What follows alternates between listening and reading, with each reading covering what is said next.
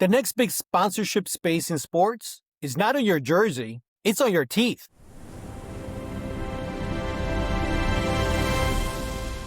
Today's guest is the founder who's changing the game in sports protection and branding. He's the inventor of Katoa Sports, a customizable mouthguard system, a patented innovation that lets teams, big brands, and organizations turn their logos into bold, wearable faceplates. Let's dive into the story behind a product that's about to reshape how athletes protect, represent, and get seen. Glovisor welcomes Sione Haiola.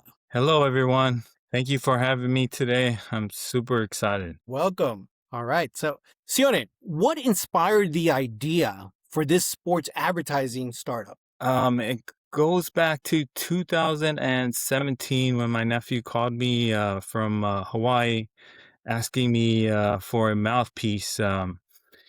So I went into Big Five in Brea, California, looked at the mouthguards that were there, and I realized that it's the same mouthpieces that I was using in 1998.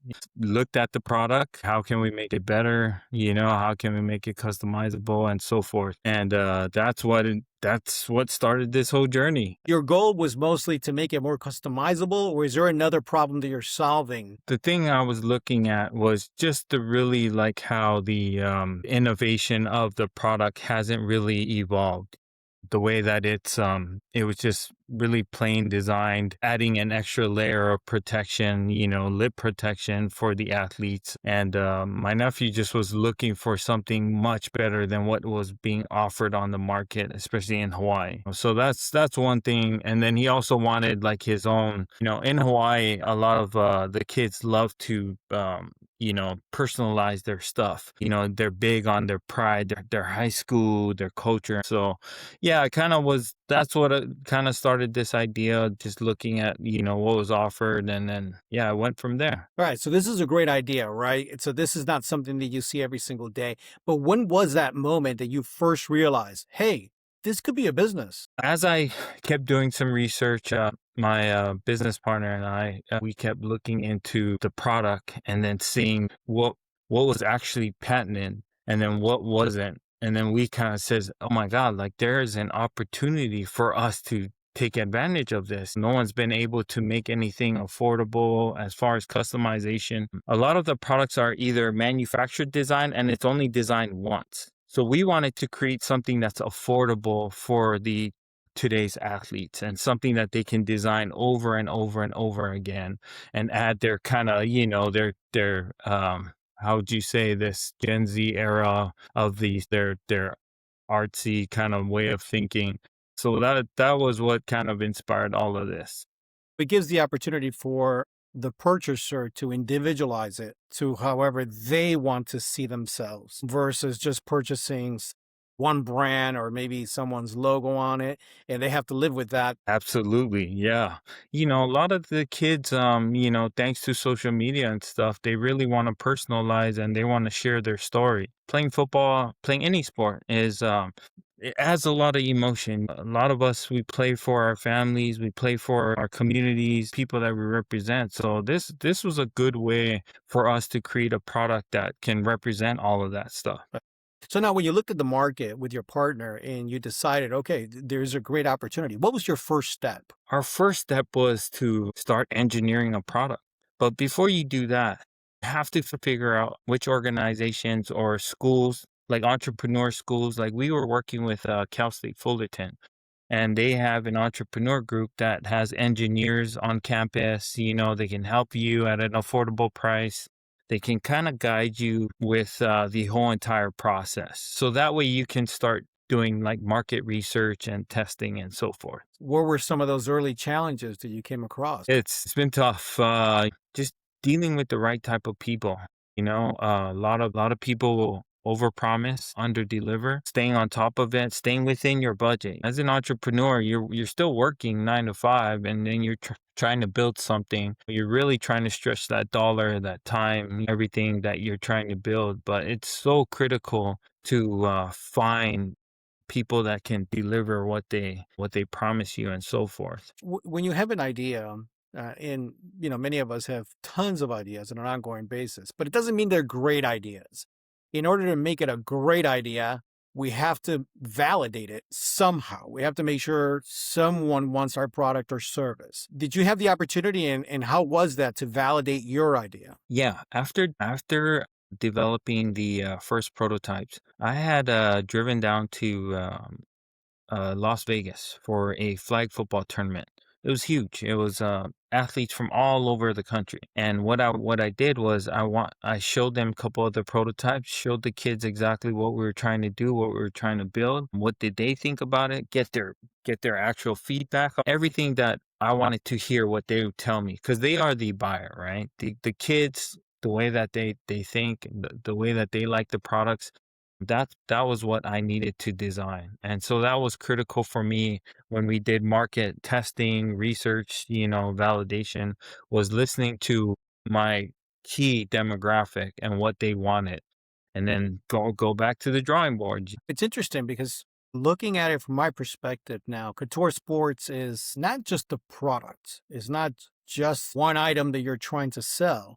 You're also creating a brand. And then you're also an advertising agency, if you will, because you're going to also offer those services to organizations. Did you see it that way from the beginning, or is this something that's just evolving as it comes about? No, absolutely not. And I just thought about the whole customization part, designing and stuff. But when I actually engineered this product and help and bring it to life, I noticed that there was an opportunity for sponsorships, advertising with logos being put on a mouthpiece to represent the school's sponsors. And I had that aha moment. It wasn't just the customizing and satisfying the athletes, with them being able to represent their families. It was also, I was like, geez, I can put like in a big sponsor company on the face of the athletes. And I could do that with their logos, their high school logos, their college logos. And yeah, that was my aha moment. Very often, I always ask, who benefits from your product or service? Is it the team? Is it the sponsor? Is it the consumer? But the way it sounds is that you're sort of fulfilling and providing a benefit to across the board. Yes, absolutely. The Katoa Mouthguard system is a one-stop shop. So if you look at the versatility of the product, it's a mouthpiece, a pacifier, and an interchangeable logo that is placed on your front. So the athletes can satisfy the sponsor, the advertising company. They can twist it off, pull it off, and use the mouthguard, the functioning part, for the safety for the specific sports that they're playing. As far as the customization software, that will be able to help out with student athletes as well once we get to that part. All right. So now that we're talking about the nomenclature of the product itself, do they have to remove the faceplate portion when they're playing, or can they keep it on? No, the way that it's engineered, they can keep it on if they choose. They can add letters, numbers. There's multiple things that they will be able to do when they're playing. It's not going to interfere with anything. It's not going to hurt their lips or anything like that. They're not going to hurt their opponent. Everything is made out of medical grade silicone. So it's kind of like that rubbery, but there's different, how would you say that, tightening or levels of the silicone. So no, everything is safe. If they choose that they want to play with the logos, it's fine. If they choose not to, and that's why we designed the interchangeable part, so that way we can stay true to the versatility of the product. Let's stay with that. You're saying it's medical silicone, so it's pliable enough so it can move. If it comes apart, it's not a danger that you would be concerned about while you're playing? No, absolutely not. It's not going to interrupt or hurt your mouth or anything. It's absolutely safe, and we've done a lot of testing with actual athletes on the football field and flag football with our products, and we've seen it, and everything worked fine. Is there a target sport that you have in mind, or is this across the board? Every sport can benefit from this. So yes, obviously our core market is going to be football, American football, rugby, hockey. those main contact sports. But I'm starting to see like a lot of athletes just use mouthpieces because they're always constantly clinching on their teeth while they're playing. A lot of the, I don't know if you know this, but in women's basketball, a lot of the injuries are caused through the contacts that the women make while they're like either rebounding or running into each other. That's another important factor with mouthpieces in basketball. But yeah, I am passionate about women's flag football. So this is why I would love for them to really, start making money as far as like NIL sponsorship deals through women's flag football. But yeah, for that's the main sports. What has been the reaction that you've been hearing from teams and organizations? They want the product now. Like they wanted it yesterday. They're asking me when am I going to be ready to fulfill. They want to start ordering it. That's why we kind of took down our Instagram, our social media because we're not unless we get full funding, we're not ready to fulfill all those orders. And I do not want to disappoint any of the athletes and teams. 'Cause there's a lot that a lot of like even Pop Warner organizations can do. They can get sponsorships through the Pizza Hut place down the street or local restaurants. So there's a lot of benefits as far as helping them raise money for their equipment. Yeah, I'm not gonna launch this company until I'm fully funded and able to satisfy customers. It sounds like you have a big issue, which is people want your product and sales right now. So that's a good problem to have. Yes, Joe. And yeah, I mean, just seeing their reaction, seeing the parents, the families, seeing how they react, and they're like, wow, my son can put it in memory of his grandpa or his grandma or his aunt or something on a mouthpiece. Like that's huge, because a lot of them they do represent their loved ones and so forth. And that's just one unique feature of our product. And the fact that we can do the old school way of like selling chocolates, right? Or going door knocking. Now with our product, like they can actually go to local restaurants or businesses like Chick-fil-A or so forth and tell them, hey, we're playing, would love to have your logo here. We're playing in the local area. So they can target like that specific demographic. As the company grows, what are the biggest opportunities that you see ahead? The partnerships. That's for me. That's going to be one of the key things that I feel is going to be huge. Partnerships with college sports. Working with their marketing department, NFL. Professional sports. Working with their marketing team and their clientele. Understanding how we can integrate the Katoa Mouthguard system into their marketing department. For me, like that would be super exciting, especially because we don't offer only the mouthpiece, right? We will offer other products as well as we evolve and move forward. That's the brand side of the business, of course. As you start to grow, you're going to have all these additional products and services that you're going to offer. And that's the beauty of this, right? Because you're not just doing one specific product. And once you outlive that, the business is over and you have to go ahead and reproduce something else. This can literally be a brand that can outlive forever and worldwide as well, for Yeah. sure. Based on that, do you have a specific region or is there a specific area or state? Or are you thinking I can tackle all of US and then move into Canada? How do you visualize this?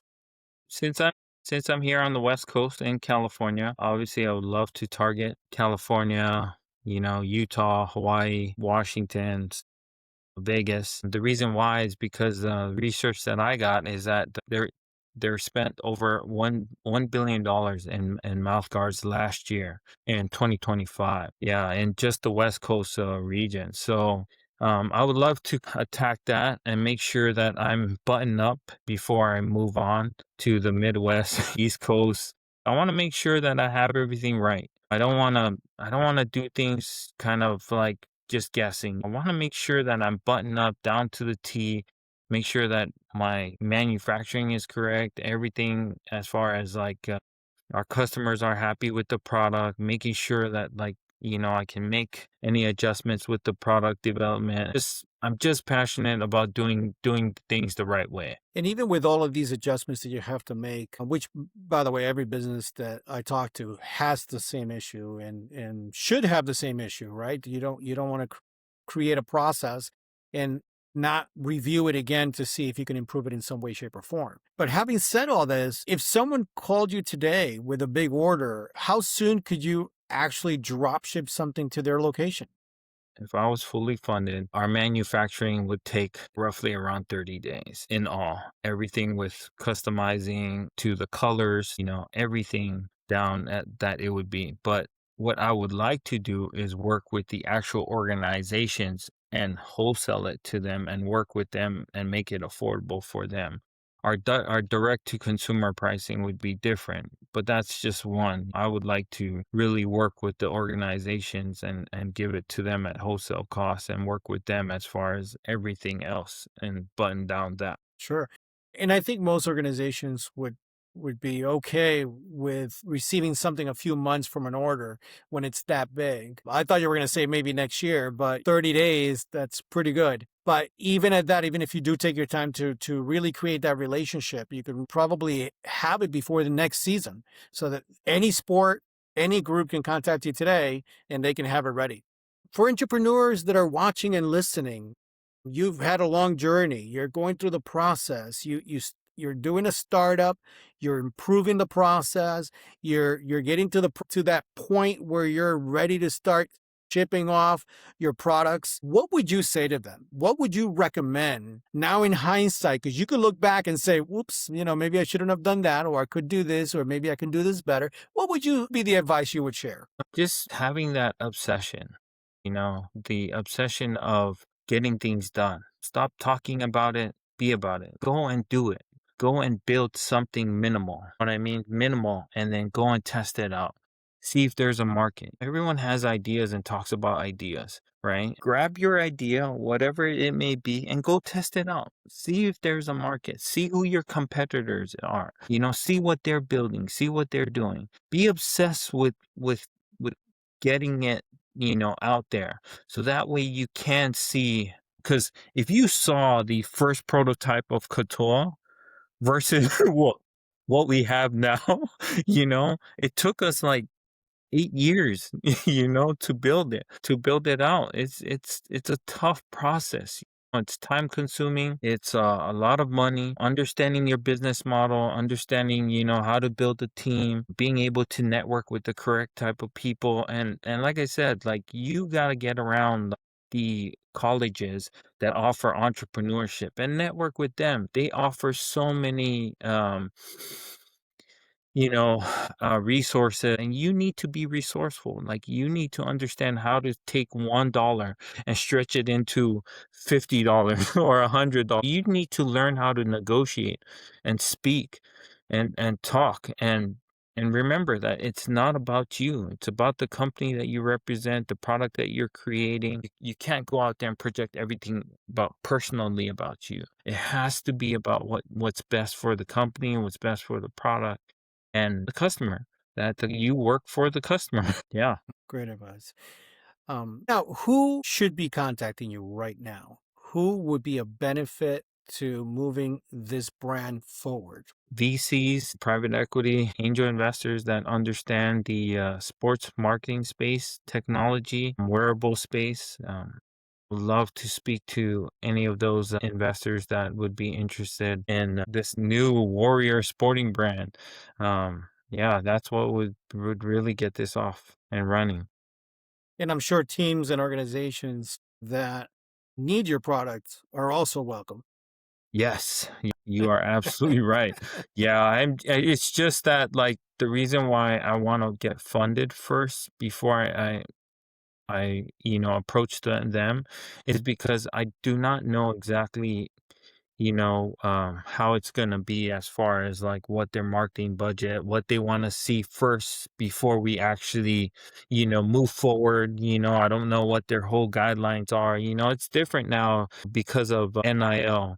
Name, image, and likeness with athletes being paid. So the landscape is much different now. And I want to make sure that I have everything up to date, up to par within their standards, and I want to follow it. I want to follow it down the T. I want to build a resume with this organization, build this resume with this college team, professional team, and be able to move forward.